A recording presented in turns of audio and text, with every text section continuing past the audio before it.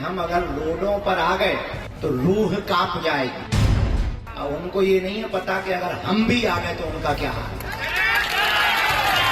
वो 20% हैं, फिर भी उनकी औकात देख। अपन 80 हैं, फिर भी घर से बाहर नहीं निकल रहे, क्योंकि हिंदुओं में एकता नहीं है। तो लगातार हिंदुओं को टारगेट कर रहे हैं। भारत में एक विचित्र आदमी है, अभी उसने बयान दिया, तौकीर रजा है, उसने बयान दिया है कि हम अगर रोडों पर आ गए तो रूह कांप जाएगी। और उनको ये नहीं है पता कि अगर हम भी आ गए तो उनका क्या हाल है। तो उन्होंने कहा है कि दिल्ली जाएंगे।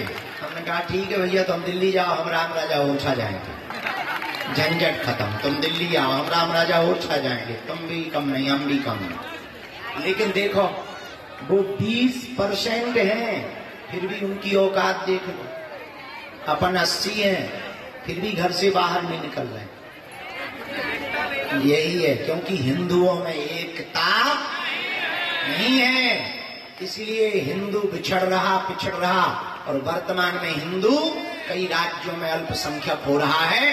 अब हमने प्रण लिया है, पदयात्रा करके भारत के हिंदुओं को जगाएंगे, जात पात और ऊंच नीच को मिटाएंगे। राजनेताओं का अपना अपना विषय है।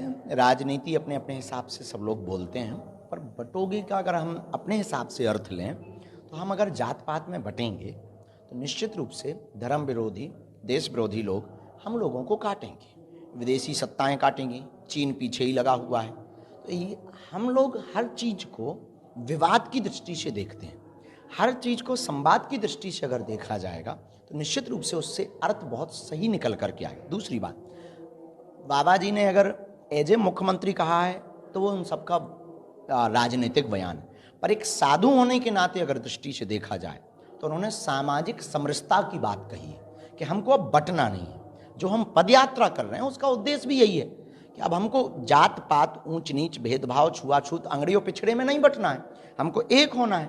एक होंगे तो हम देश को आगे बढ़ा पाएंगे, एक रहेंगे तो विदेशी सत्ताओं से लड़ पाएंगे, एक रहेंगे तो चीन हमको आंख नहीं दिखा पाएगा, एक रहेंगे तो देश के विकास में हम सब भागीदारी दे पाएंगे, और वो कोई भी हो।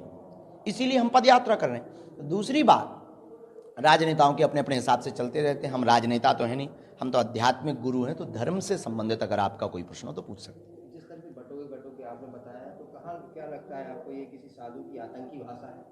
नहीं, साधु की आतंकी भाषा क्यों है? वो सही कह रहे हैं। अगर साधु के नाते वो कह रहे हैं तो आतंकी भाषा किस बात की है? आतंकी भाषा तो ये है कि तन से सर जुदा कर देंगे। आतंकी भाषा तो ये है कि जिस दिन हम सड़कों पे आ जाएंगे रूह कांप जाएगी। आतंकी भाषा तो ये है कि कानून अगर नहीं मानेगा तो कानून तोड़ देंगे। आतंकी भाषा तो ये है कि भारत तेरे टुकड़े होंगे।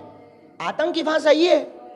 हम सामाजिक समरसता का कोई अगर साधु या हमारे बाबा जी ऐसा कह रहे हैं, हम देखो एज ए मुख्यमंत्री के सपोर्टर नहीं, पर बाबा जी आध्यात्मिक एक पीठ के धर्मगुरु हैं, और उन्होंने सही बोला है कि अगर हम बट जाएंगे समाजों में, जातियों में, तो निश्चित रूप से कट जाएंगे।